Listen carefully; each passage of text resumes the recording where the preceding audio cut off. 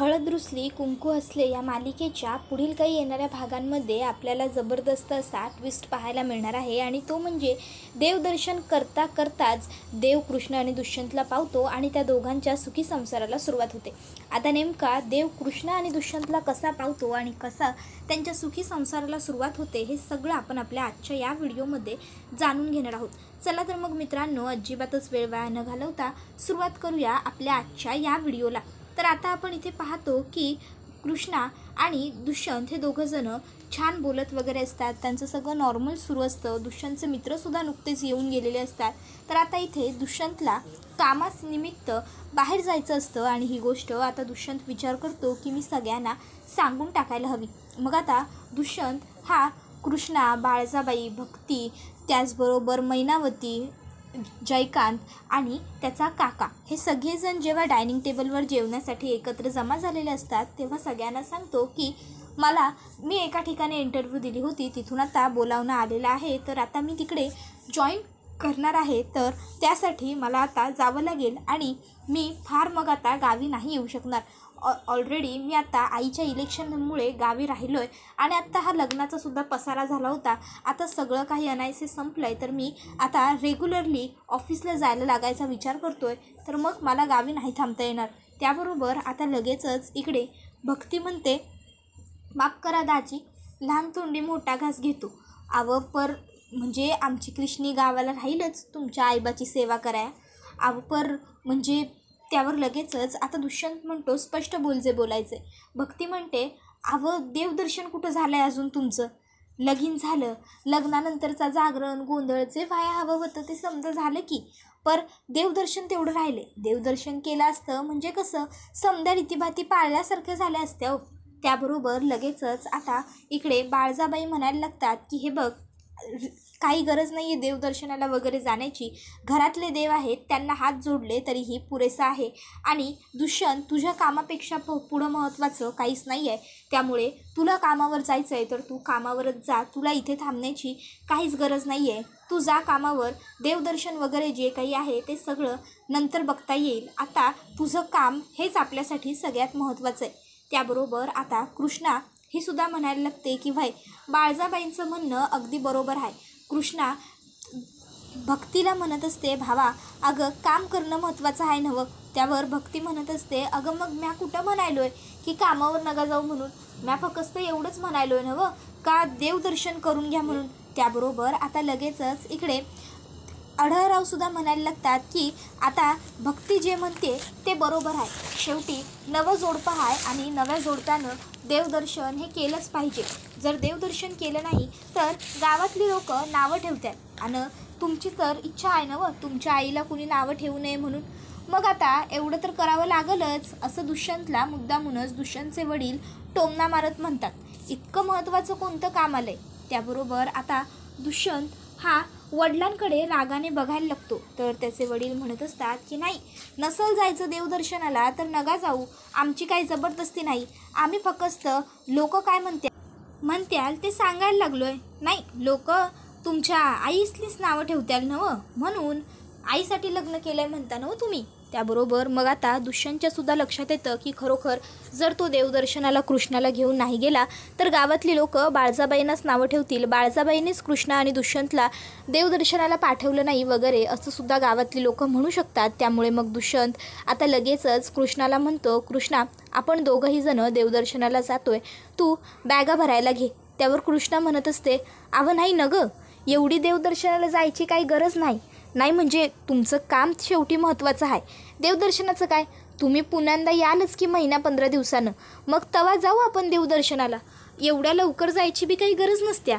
त्याबरोबर दुष्यंत म्हणतो की नाही नको, मी म्हणतोय ना तुला आपण देवदर्शनाला जायचं म्हणून, तर आपण पहिलं देवदर्शनाला जाऊन येऊ, मग नंतर पुढे काय करायचं ते बघू। त्याबरोबर आता लगेचच इथे बाळजाबाई दुष्यंतला म्हणत असतात, अरे दुष्यंता हे समज करायची काय बी गरज नाही, मी म्हणालो नवं देवदर्शनाला जाणं एवढं गरजेचं नाही म्हणून। त्याबरोबर दुष्यंत म्हणत असतो, हे बघ आई, एवढ्या सर्व गोष्टी रीतिरिवाजाप्रमाणे पूर्ण केल्यात, जर एक गोष्ट मागे ठेवली तर एवढं सर्व केल्याला काही अर्थ उरणार नाही। त्याबरोबर लगेचच आढळराव म्हणायला लागतात की पहिल्यांदा चिरंजीव बरोबर बोललेत आपले आणि आमासनी बी ते पटायलंय, कृष्णे, तू कशापायी नाही म्हणायला लागलीस ग? तो म्हणतोय ना व जा न बॅगा भर म्हणून, तर जा बॅगा भर. का तुला आमचं ऐकायचं नाही? तू बी फक्त बाळजाबाईंचंच ऐकणार, असं काय नियम आहे वय? त्यावर कृष्णा म्हणते, अहो नाही बाबा, असं कशापायी म्हणताय? तुमचा सबूत बी माझ्यासाठी बाळजाबाईंच्या शब्दा इतकाच महत्त्वाचा आहे. बाळजाबाईंना जितकं महत्त्वाचं स्थान आहे तितकंच माझ्यासाठी तुम्हासनी बी आहे. त्याबरोबर लगेचच इकडे आढळराव म्हणायला लागतात की मग जा आता पटापटा तयारीला लागा, जायचं आहे नवं नवरा बायकोला मिळून देवदर्शनाला. त्याबरोबर आता कृष्णा हसते आणि लगेचच आढळरावांना म्हणते, व्हय मी ताबडतोब सामान बांधाया घेतो आणि लवकर लवकर निघतो. त्याबरोबर आढळराव म्हणतात, उत्तम, समद सामान व्यवस्थित घ्या. भक्ती, अगं तू बी मदत कर तिला, भन देवदर्शनाला निघाल्या, मदत करशील नवं? त्यावर लगेचच आता भक्ती म्हणते, व्हय व्हय करतो की थोरलं सरकार. कृष्णे, तू चल बाई, म्या तुला मदत करतो, तुझी बॅग भरा. चल आपण दोघी मिळू आणि पटापटा तुझं समद सामान भरू. दुष्यंतदाजी, तुमचं बी सामान बांधायचं असेल नवं? त्यावर आता दुष्यंत हा म्हणतो, नाही माझी बॅग मी भरेन, तुम्ही फक्त कृष्णाची भरा. त्यावर लगेचच आता त्या दोघी तिकडनं निघून जातात. दुष्यंतही तिकडनं निघून जातो. तर बाळजाबाईंना मात्र खूपच जास्त राग आलेला असतो आढळरावांचा आणि भक्तीचा सुद्धा. त्या म्हणत असतात, कोण कुठची दीड दमडीची पोरगी आणि येऊन आमच्या दारात आमच्यासमोर आटी घालायला लागली वय? काय तर म्हणे देवदर्शनाला जायचं असतं म्हणून जोडप्यानं. अगं हिची लायकी तरी आहे का आमच्यासमोर उभं राहून बोलण्याची? आणि हिची ती अतिशानी भन आमच्या लेकासमोर उभं राहून देवदर्शनाला जाणार? आमच्या लेकासोबत लायकी तरी आहे का तिची आमच्या लेकाच्या जोड्याला उभं राहण्याची? त्याबरोबर आता कृष्णा आणि दुष्यंत हे दोघंजणं देवदर्शनाला जायला निघालेले असतात. दुष्यंत आईला विचारतो की आई, आपल्याला कुठे कुठे देवदर्शन घ्यावं लागतं? त्यावर त्याची आई सांगते की तुळजाभवानी आणि खंडोबाचा दर्शन घेतलं की झालं मग. त्यावर लगेचच जेजुरीच्या खंडेरायाला दर्शन घेण्यासाठी आता दुष्यंत आणि कृष्णा निघालेले असतात. आता पहिली कृष्णा म्हणते, आपण तुळजाभवानीचं दर्शन घेऊ आणि मग जेजुरीला जाऊ. दुष्यंत ठीक आहे म्हणतो. दुष्यंत आणि कृष्णा तुळजाभवानी मातेचं दर्शन घेतात आणि आता दुष्यंत म्हणतो, आपण आता थांबायला नको, थेट आता डायरेक्ट गाठूया, ते म्हणजे जेजुरी. त्यावर लगेच कृष्णा म्हणते, व्हय चालतंय. आता दोघंजणं जेजुरीला पोहोचलेले असतात.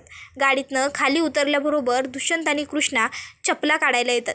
त्याबरोबर आता कृष्णा ही सहजच रस्त्यात चपला काढते. तर दुष्यंत हा पैसे देऊन जी लोक चपलांवर लक्ष ठेवण्यासाठी असतात त्यांच्याजवळ बुटं काढून देतो.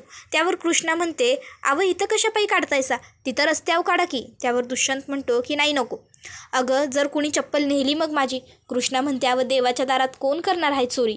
दुष्यंत म्हणतो, तरीही माझी चप्पल तिथेच असू दे. कृष्णा म्हणते, बरं ठीक आहे. मग आता दुष्यंत आणि कृष्णा दोघंजणं वरती चढायला लागणारच असतात. इतक्यात तिथं एक म्हातारे आजी आणि आजोबा येतात आणि म्हणतात, काय रे पोरानो, नवं लगीन झालेलं दिसतंय, नव्याची नवलाई चेहऱ्यावर उतरली आहे. त्यावर कृष्णा सांगते, हो आमचं नवं लग्न झालं आहे. त्यावर मग आता ते आजी आणि आजोबा म्हणतात, अरे पोरा, मग तुला रीतभात माहीत नाही की काय? बायकोला पहिल्या वेळेस गडावर असं नसतं न्यायचं, उचलून न्यायचं असतं. अरे खंडेरायानं जसं बानाईला नेलं होतं नवं, अगदी तसंच बघ. त्याबरोबर दुष्यंत म्हणतो, काय उचलून? कृष्णा म्हणते, नाही राहून द्या, तुम्ही चालतच न्या. त्यावर दुष्यंत म्हणतो, का मी उचलून घेऊ शकत नाही तुला? आणि मग तो कृष्णाला उचलून जेजुरी गडावर घेऊन जातो. आणि मग तिथे आता गेल्याच्यानंतर खंडेरायाचं जेजुरीला दर्शन ते दोघंजणं घेतात आणि मग पुन्हा गड उतरून खाली येतात. आता दुष्यंत त्याची बुटं घेतो आणि घालतो. कृष्णा मात्र चप्पल शोधत राहते. दुष्यंत म्हणतो, काय गं काय झालं? कृष्णा त्याला सांगते की अहो माझी चप्पल कुणीतरी नेली बघा इकडनं. दुष्यंत म्हणतो, का? मला तर अक्कल सांगत होतीस, मग आता तुझी चप्पल कशी काय गायब झाली? कृष्णा म्हणते, अहो माझे पाय भाजायला लागलेत. त्याबरोबर दुष्यंत आता कृष्णाला उचलून घेतो आणि म्हणतो, चल रस्त्यात कुठेतरी तुला नवीन चप्पल घेऊ. त्यावर कृष्णा म्हणते, अहो पण हे असं? त्यावर दुष्यंत म्हणतो, गाडीपर्यंत असंच जावं लागेल. आता दुष्यंतला अचानक आवाज येतो, स्माईल प्लीज. त्यावर दुष्यंत आणि कृष्णा दोघंही हसतात. आता दुष्यंत वरती बघतो तर त्याची कॉलेजची एक जुनी मैत्रीण भार्गवी त्याच्या गाडीवर बसलेली असते. भार्गवीला बघून दुष्यंतला आनंद होतो. दुष्यंत लगेचच भार्गवीच्या जवळ येतो आणि भार्गवीला विचारतो, अरे भार्गवी, तू इकडे कशी काय?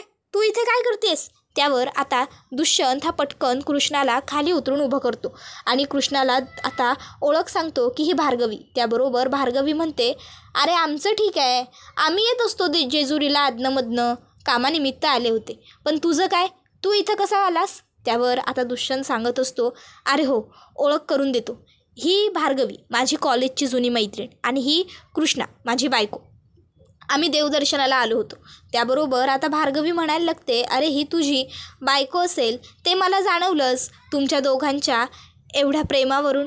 बाय द वे बायकोला उचलून घेऊन चालला होतास. छान दिसत होतात दोघंजणं. ते म्हणतात ना लक्ष्मीनारायणाचा जोडा आहे तुम्हा दोघांचा. बस का.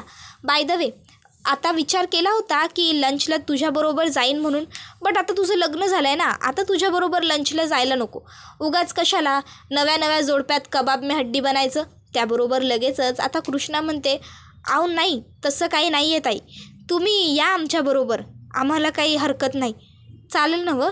त्याबरोबर दुष्यंत म्हणतो, हो ॲक्च्युली भार्गवी अगं तिची चप्पल कोणीतरी चोरली म्हणून मग पाय भाजत होते तिचे, तेव्हा मी तिला उचलून घेतलं आणि फक्त गाडीपर्यंत घेऊन येत होतो. हवं तर तू तिला विचार. काय गं कृष्णा, बरोबर बोलतोय ना मी.